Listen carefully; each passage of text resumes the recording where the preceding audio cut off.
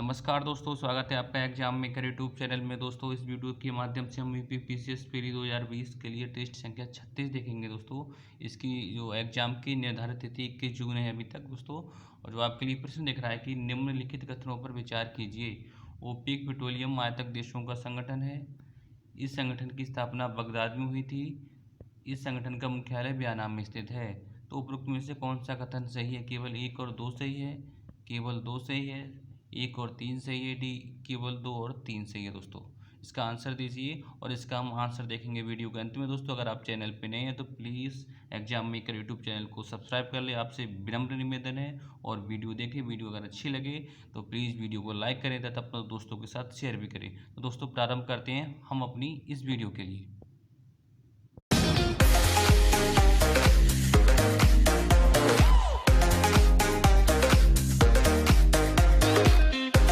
तो प्रश्न संख्या प्रथम है दोस्तों कि निम्नलिखित में से किस विद्वान ने आर्यों का मूल निवास स्थान मध्य एशिया बताया? Option A Bal Gangadhar Tilak, option B Dayanand Saraswati, option C Max Muller, option D Avinash Chandra Gupta.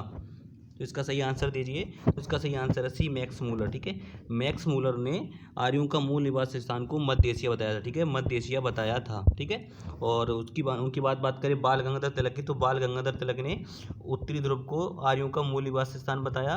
वहीं दयानंद सरस्वती की बात करें तो इन्होंने तिब्बत को आर्यों का मूल स्थान बताया था। ठीक है, मूल निवास स्थान बताया था दोस्तों। तो हम चलते हैं अब नेक्स्ट क्वेश्चन की तरफ। निम्नलिखित में से किस चिश्ती संत को शेख उल हिंद की संज्ञा से विभूषित किया गया था? Option A Khwaja Moinuddin Chishti, option B Baba Farid, option C Nizamuddin Auliya, option D Sheikh Salim Chishti. तो इसका सही आंसर बिल्कुल सही सोचा है आपने, शेख सलीम चिश्ती के लिए शेख उल हिंद की संज्ञा से विभूषित किया गया था। दोस्तों, ये शुरुआत में अरब में रहते, अरब में ही इनके लिए शेख सलीम चिश्ती की उपाधि से सम्मानित किया गया था दोस्तों। और ये चिश्तिया संप्रदाय से संबंधित थे। और चिश्तिया संप्रदाय की स्थापना किसने की थी? ख्वाजा मोइनुद्दीन चिश्ती ने चिश्तिया संप्रदाय की स्थापना की थी।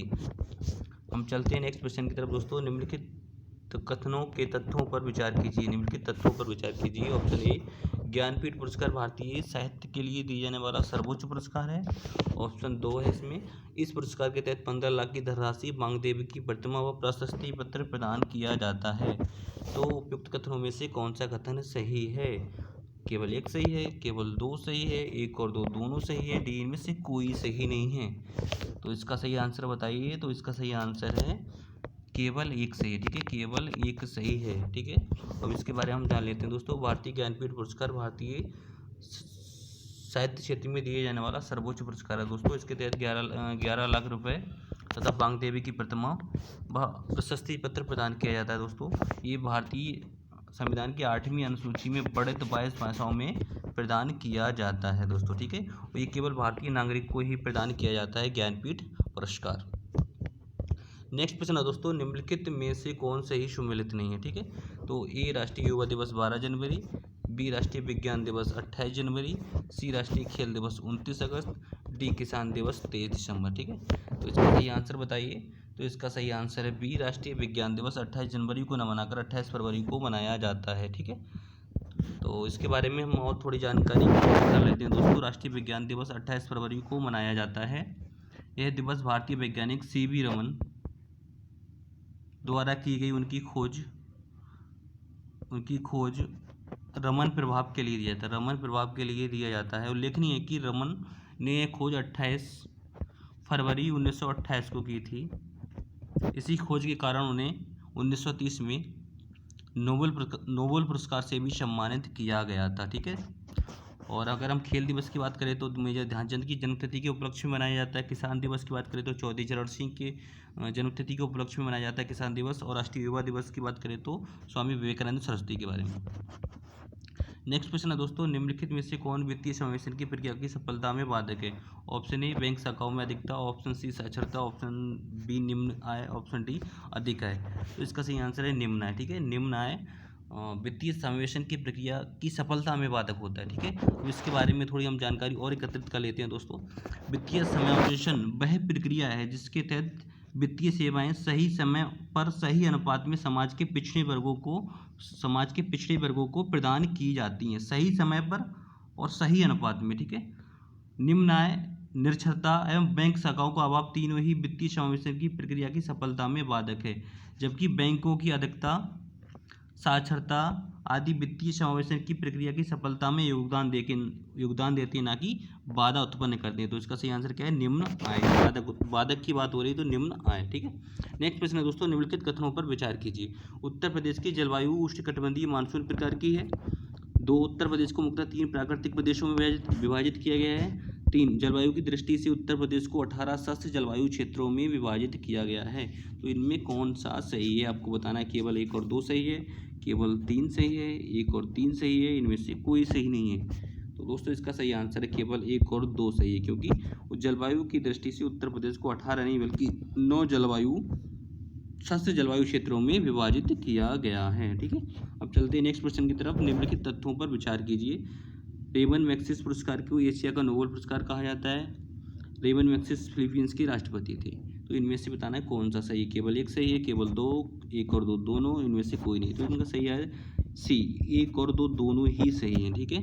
क्योंकि रेमन मैग्सेसे पुरस्कार फिलीपींस के जो तीसरे राष्ट्रपति थे फिलीपींस, रेमन मैग्सेसे उनकी याद के उपलक्ष्य में ही दिया जाता है। दोस्तों इस वर्ष भारत के एक वरिष्ठ पत्रकार हैं एनडीटीवी के रवीश कुमार के लिए रेमन मैग्सेसे पुरस्कार दिया गया है। इसे एशिया का नोबेल पुरस्कार भी बोला जाता है। दोस्तों तो एक प्रश्न बताइए कि गणित का नोबेल पुरस्कार किस पुरस्कार को कहा जाता है, कि गणित का नोबेल पुरस्कार किस पुरस्कार को कहा जाता है, बताइए। तो इसका सही आंसर है एबोल पुरस्कार को गणित का नोबेल पुरस्कार भी बोला जाता है। ठीक है। नेक्स्ट प्रश्न है दोस्तों, बांग्लादेशी मुक्ति संग्राम के दौरान किस पाकिस्तानी जनरल ने भारतीय सेना के आगे आत्मसमर्पण किया था। तो इसका option A lieutenant general Tanvir Naqvi, option B lieutenant general Musa Khan, C lieutenant general Niazi, D lieutenant general Gul Hamid. तो बताइए सही आंसर इसका। तो सही आंसर इसका सी, लेफ्टिनेंट जनरल नियाजी ने भारतीय सेना के सामने आत्मसमर्पण कर दिया था। ठीक है। निम्नलिखित में से कौन एक सही सम्मिलित नहीं है। Central tobacco research institute Rajahmundry में है, बताइए।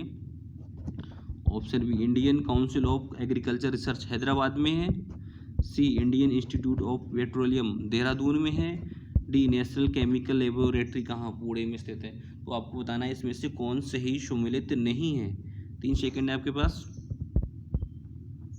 तो इसका सही आंसर है C, Indian institute of petroleum. ये देहरादून में स्थित ना होकर ये नई दिल्ली में स्थित है। ठीक है। नई दिल्ली में स्थित है। ठीक है। तो हम Indian council of agriculture research के बारे में कुछ जान लेते हैं। भारतीय कृषि अनुसंधान परिषद की स्थापना 16 जुलाई 1929 को हुई थी। ठीक है। 16 जुलाई 1929 को हुई थी। इसका मुख्यालय नई दिल्ली में स्थित है, ना कि देहरादून में। नेक्स्ट प्रश्न है दोस्तों, ओपेक पेट्रोलियम आयातक देशों का एक संगठन है। 2, इस संगठन की स्थापना बगदाद में हुई थी। सी, इस संगठन का मुख्यालय वेना में स्थित है। ठीक है। वेना जो ऑस्ट्रिया की राजधानी है। ठीक है, ऑस्ट्रिया। उपरोक्त में से कौन सा कथन सही है। ए केवल 1 और 2 सही है, बी केवल 2 सही है, सी केवल 1 और 3 सही है, डी केवल 2 और 3 सही है। तो इसमें से आपको जो थंबनेल पे प्रश्न दिख रहा था ये वही प्रश्न है दोस्तों। तो इसका सही आंसर दीजिए। तो इसका सही आंसर आपने बिल्कुल सही टिक दिया है। तो इसका सही आंसर क्या है। तो इसका सही आंसर है केवल 2 और 3 सही है। ठीक है। क्योंकि ये पेट्रोल आयातक नहीं बल्कि निर्यातक देशों का एक संगठन है। ठीक है। निर्यातक देशों का एक संगठन है दोस्तों। अब इसके बारे में हम और जानकारी एकत्रित कर लेते हैं दोस्तों। ओपेक पेट्रोलियम निर्यातक देशों का एक संगठन है। ठीक है। निर्यातक देशों का एक संगठन है। इसकी स्थापना 1960 में बगदाद में हुई थी। इस संगठन के 5 संस्थापक सदस्य हैं। ठीक है। और संस्थापक सदस्य के लिए हम नोट कर लेते हैं। ठीक है। सबसे पहले ईरान है। इसमें ईरान,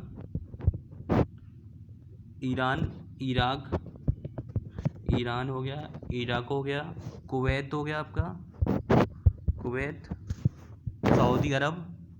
सऊदी अरब तथा वेनेजुला। ठीक है। सऊदी अरब तथा वेनेजुला। अब आपको ध्यान हो कुवैत यहाँ से निकल गया। ठीक है। कुवैत अब निकल गया। जो संस्थापक सदस्य था वो उसने इसकी सदस्यता छोड़ दी है। ठीक है।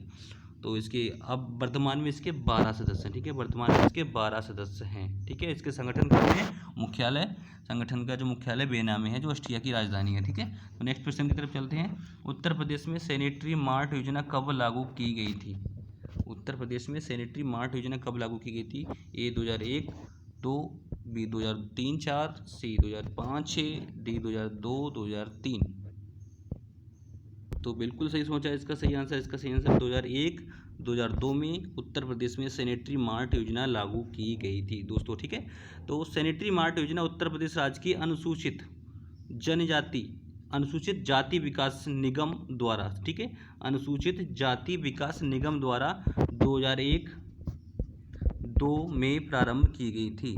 इसका उद्देश्य सिर से मैला ढोने पर रोक लगाना था। जो अनुसूचित जाति के सदस्य होते हैं वो सिर से मैला ढोते हैं, उस पर रोक लगाना था। सैनिटरी मार्ट योजना का संबंध इससे था। और इससे हुआ क्या था, इससे जो बेरोजगार लोग होते हैं, सरकार ने इन लोगों को हटाया था जो मैला ढोते थे। उनके लिए, जो बेरोजगार लोग होते हैं उनके लिए रोजगार दिलाना काम था सैनिटरी मार्ट योजना का दोस्तों। ठीक है, तो इसका सही आंसर क्या है, तो इसका सही आंसर है 2001-2002। तो दोस्तों इस वीडियो में बस इतना ही। अगर आपके लिए वीडियो अच्छी लगी तो प्लीज़ वीडियो को लाइक कर दें तथा वीडियो को अपने दोस्तों के साथ शेयर करें तथा एग्जाम मेकर यूट्यूब चैनल को सब्सक्राइब कर लें। पूरी वीडियो देखने के लिए आपका बहुत बहुत धन्यवाद दोस्तों। अब मिलते हैं हम नेक्स्ट वीडियो में।